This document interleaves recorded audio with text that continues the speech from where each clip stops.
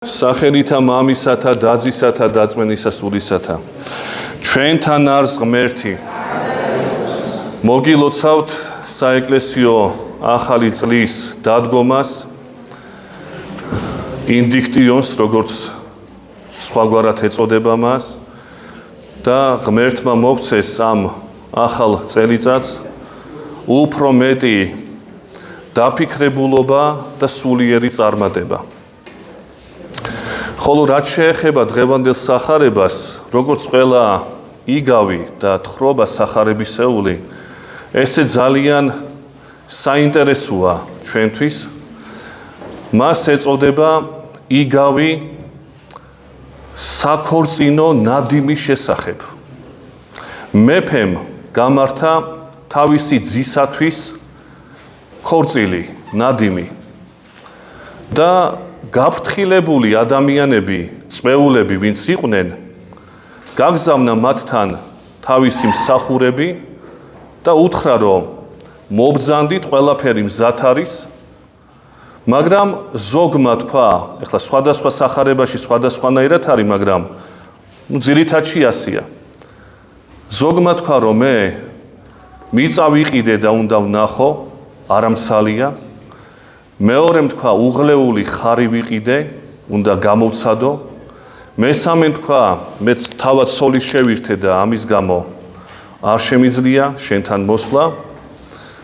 და მაშინ განრისხებულმა მეფემ გაგზავნა სხვა მსახურები და უთხრა, ვისაც კი ქუჩაში დაინახავთ, ის მოიწვიეთ, რათა აღივსოს ჩემი სუფრა.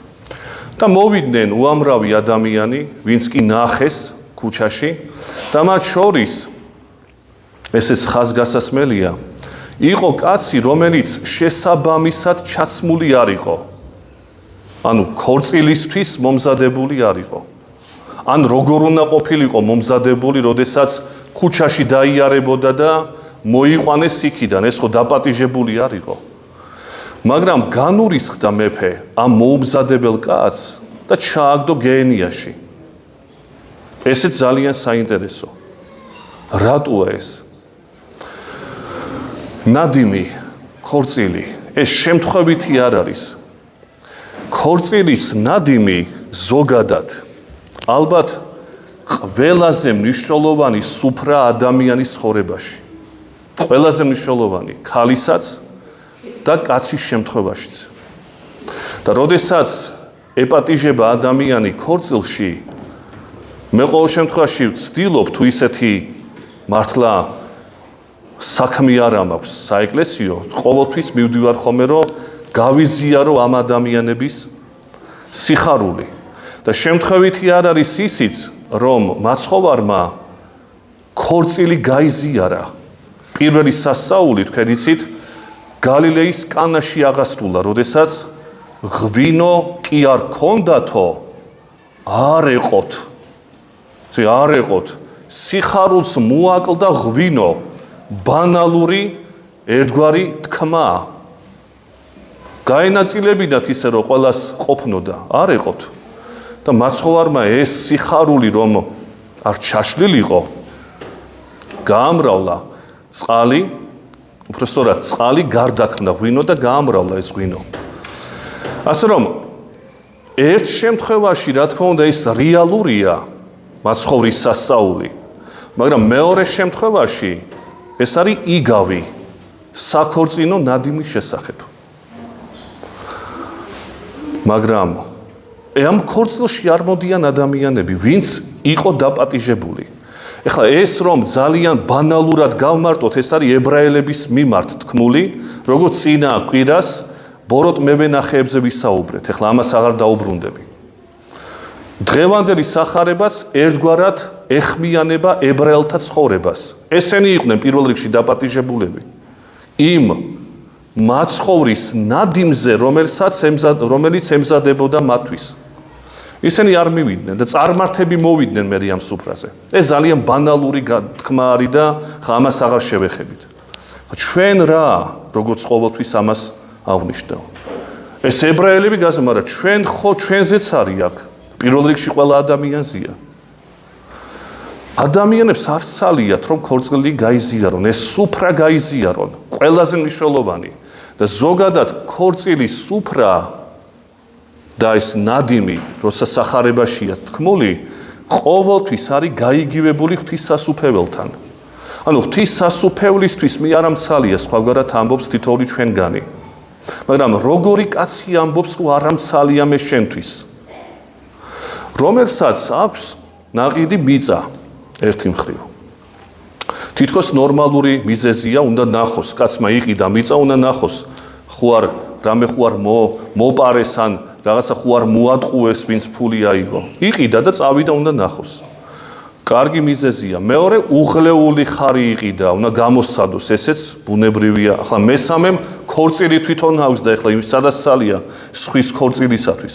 ანუ თითქოს სამივე მათგანი არის ძალიან ისეთი მიზეზის მქონე, რომ ვერ გაამტყუნებ ხალხს. მაგრამ ბრაზდება მეფე მიუხედავად ამისა. რატო? ეს სამივე ჩვენ რომ შევაჯამოთ, ეს სამივე თქმა ამ ხალხისა, მიუხედავად იმისა, რომ ძალიან ისეთი არგუმენტია მძიმე, არგუმენტირებული, რომ შევაჯამოთ ამათი მიზეზები, შეჯამდება როგორ სიტყვაში. ამ წუთის სოფლის საზრუნავი,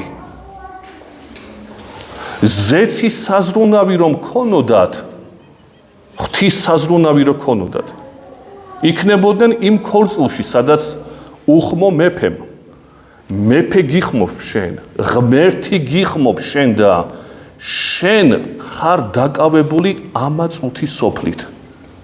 ესე იგი, წუთის სოფლის საზრუნავი, ეს მთლიანად რომ შევაჯამოთ, ამჯობინეს ზეციურ საზრუნავს. და რა არის საზრუნავი სხვაგვარად წუთის სოფლისა, როდესაც შენ გირჩევნია ეს, ვიდრე ის მეორე, რაც უმნიშვნელოვანესია. მიუხედავად იმისა, რომ ძალიან, როგორც აღნიშნეთ, არგუმენტირებულია ეს. ეს ზარმაცი ხალხი არ არის, კიდევ შეიძლება აქ დავამატოთ ეს. შეიძლება ვიღაცამ თქვას, რომ მაშინ ახლა მაცხოვარი სიზარმაცეს ასწავლის, რომ თქვენ არ მიხედოთ ამ მიწას და ხარებს და ასე შემდეგო? პირიქით, წმინდა წერილი ამბობს, რომ ვინც არ მუშაობს, იმან არ ჭამოსო, პავლე მოციქული პირდაპირ ამბობს და უამრავი შემთხვევაა ასეთი და თქმული სახარებაში, ახალ აღთქმაში თუ ძველში, რომ ვინც არ მუშაობს, იმან არ უნდა ჭამოს. ეს მერე სხვება მოპარეს და ამას იმეორებდნენ თითქოს თვითონ გამოიგონეს. ეს პავლე მოციქულის სიტყვებია. ასე რომ სახარება ამას არ წაახალისებს, რომ შენ ზარმაცი იყავიო. აქ არის პრიორიტეტებზე, ფასეულობებზე საქმე.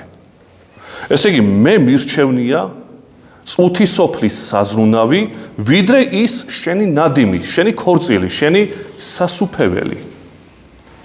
და ეს ყველაფერი რას ნიშნავს, უფრო ღრმად თუ ჩავხედავთ.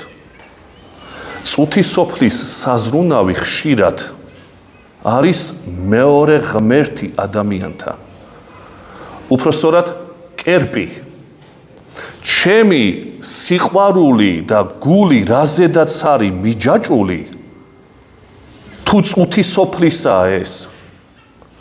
ეს წუთის სოფლის საზრუნავი ხდება ჩემთვის კერპი. ახლა რატომ არის კერპი ცუდი? ესეც გასამარტია. საიდან დავიწყეთ, ესე იგი, წუთის სოფლის საზრუნავი, მთელი მიჯაჭულობა გულისა იწვევს, რომ ეს არის შენი კერპი, იმიტომ რომ ეს კერპი გირჩევნია შენ ღიმ ღმერთს, რომელიც მართლა არსებობს. ეს შეიძლება იყოს ყანა, მიწა, შეიძლება იყოს საქონელი, როგორც ამ სახარებაშია, შეიძლება იყოს შენი ოჯახი, რომელიც ძალიან მნიშვნელოვანია, შეიძლება იყოს ფული, ამის მნიშვნელობა არ აქვს, ახლა შეიძლება სხვადასხვა სიტყვები და ცნებები გამოვიყენოთ. შენი კერპია, შენი ღმერთია ეს.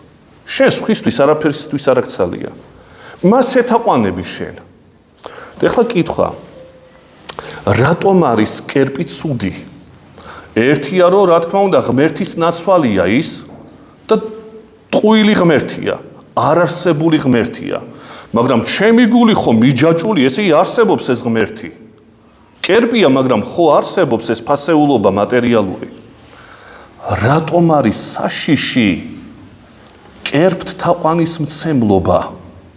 ფულისადმი, სახლებისადმი, ყანებისადმი, ამისადმი, მნიშვნელობა არ აქვს. რატოა საშიში? იმიტოა კერპთ თაყვანისმცემლობა საშიში, რომ თანდათანობით ადამიანი ხდება ისეთი, როგორი კერპიც ყავს მას. ანუ კერპი თავისთვის არის და მე ჩემთვის კი არა. აი თუ დაუკვირდები ცხოვრებას, ადამიანი, რომელიც მთელი ცხოვრება ფულს აგროვებს, სხვა საზრუნავი არ აქვს, მარტო ფულზე ფიქრობს. სხვა ტვინი აღარ უმუშავებს ამას, სხვაგვარად ვერ მუშაობს. აი ვაჭრულად ამბობენ, რომ აი ვაჭარიაო ეს კაციო. სხვაგვარად თურმე ვეღარ მუშაობს ამისი ტვინი. და ეს ვაჭრებზე მოიგო, მაგრამ საერთოდ ყველა საქმეში რო ვთქვათ.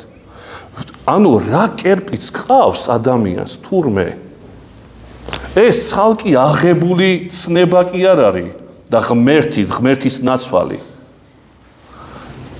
თურმე თანდათანობით ის ფასეულობა კერპად რო აღიქვამს, მისი მსგავსი ხდები შენ. და ეს მსგავსება თურმე კი არა, ეს ჭეშმარიტად არის დამღუპველი.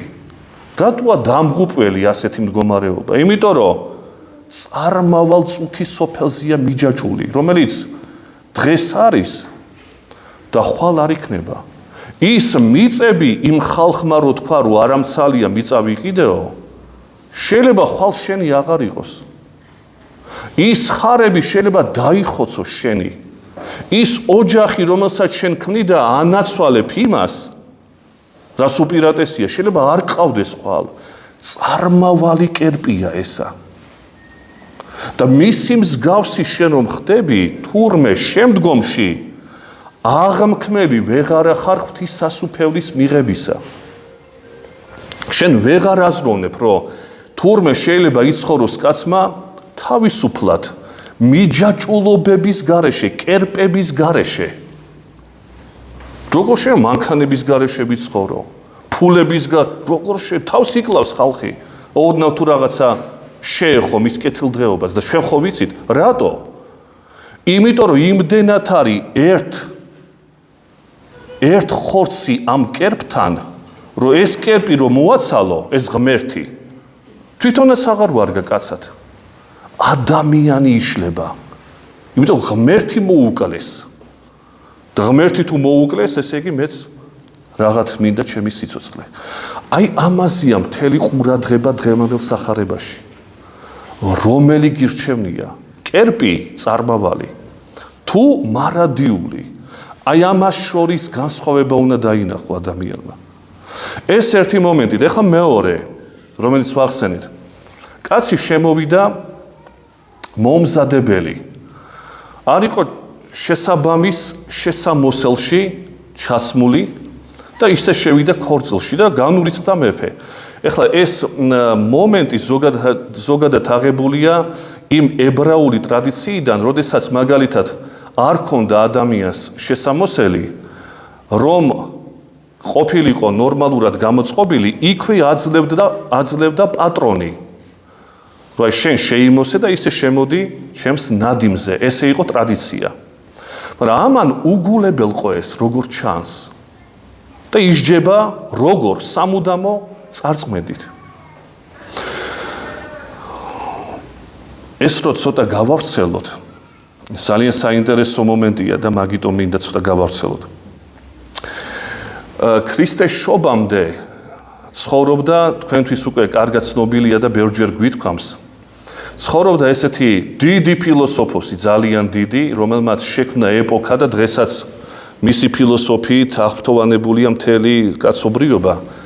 ამ ფილოსოფოსს ერქვა პლატონი. სოკრატეს მოწაფე, პლატონის მოწაფე იყო არისტოტელე, არისტოტელემ გაზარდა ალექსანდრე მაკედონელი და თქვენ იცით ეს ამბები. აი პლატონი, რომელმაც პირველი აკადემია შექმნა აკადემოსის მითოლოგიური გმირის სამარხზე. საერთოდ აკადემია აქედან მოდის, რომ სამარხზე დაშენებული შენობა, სადაც ისწავლებოდა ფილოსოფია, მათემატიკა, გეოგრაფია, გეომეტრია და სხვა. ყველაფერს თვითონ ასწავლიდნენ. აი ეს პლატონი. პლატონს აქვს უამრავი დიალოგი, ესე წერდა დიალოგის ფორმით. მთავარი გმირი ამ დიალოგებში ძირითადში არის მისი მოძღვარი სოკრატე. აი პლატონს აქვს ესეთი ერთ-ერთი დიალოგთაგანი, რომელსაც მე არ ურჩევ ახალგაზრდებს წაიკითხონ, იმიტომ რომ ძალიან რთულია და შეიძლება ტვინი აერიოთ. ამ დიალოგს ქვია ნადიმი. ხლა, რატო გამახსენდა მე ეს ყველაფერი, რომ რადგანაც სახარებისეულ ნადიმზია საუბარი დღეს, ალბათ რაღაცა პარალელი შეიძლება გავალოთ პლატონის დიალოგთან ნადიმთან. ნადიმი რა შინაარსის დიალოგია პლატონისა. აქ არის მრავალი ფილოსოფოსი, რომლებიც მსჯელობენ სიყვარულის წარმოშობაზე. მათ შორის გახსნილ სიყვარულზეა იქ საუბარი მამათმავლურზე და იმიტომ არ ურჩევ ხოლმე, რომ აი წარმართები არიან ესენი და სხვადასხვა სიყვარული არის არეული მათში და სხვა. ყველა ფილოსოფოს თავისი აზრი აქვს გამოთქმული ამ სიყვარულის შესახებ და სხვა. მაგრამ აი თუ კი პარალელი შეიძლება გავავლოთ და კეთილი მარცვალი ამოვიღოთ პლატონის ამ დიალოგიდან, შეიძლება ესეთი რამე გავიხსენოთ. ესე იგი, ვინმე ფილოსოფოსი აპოლოდორი ესეთი, როგორც ჩანს, იყო სოკრატეს მოწაფეთაგანი ერთ-ერთი, ყვება ამ დიალოგს. უпростоრად ვიღაცა ეკითხება მას და ის ამბობს, რომ მე ამ ნადიმზე არ ვიყავი, სადაც სოკრატე იყო და სხვა ფილოსოფოსები. მაგრამ მოვისმინე ეს ყველაფერი და სოკრატემაც რაც მე მოვისმინე, ის დაადასტურა.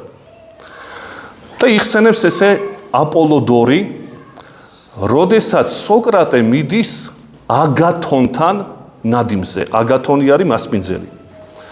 მიდის სოკრატე ამ ნადიმზე. და რას ამბობს აპოლოდორი სოკრატესთან დაკავშირებით, ეს ძალიან ხაზგასასმელია. უჩვეულოდ დავინახე სოკრატე. იმიტომ რომ პირდაბანილი იყო და ფეხებზე სანდლები შეიმოსა მან და ჩაიცვა შესაბამისად ნადიმისა. რა არის უშუალო აქ? სოკრატეს პიროვნება ეწინააღმდეგება აი რასაც ახლა ჩვენ ვამბობთ. პირდაუბანელი დადის ეს კაცი. მისი ფილოსოფია მაიევტიკად წოდებული თავისუფალი აზროვნების ფილოსოფია იყო, ანუ როგორი. ის კი არ უმტკიცებდა ფილოსოფიურ დასკვნებს. აი ეს ესია, როგორც ჩვენ ახლა მაგალითად ლაპარაკობ მარტო მე და არ გეკითხებით ესია თუ ესე არ იყო სოკრატე. სოკრატე ყოველთვის ეკითხებოდა და თვითონ დიალოგის სახით მიდიოდა ჭეშმარიტებამდე. ამიტომ ქვია, რომ კამათში იბადება ჭეშმარიტებაო. აქედან წამოვიდა.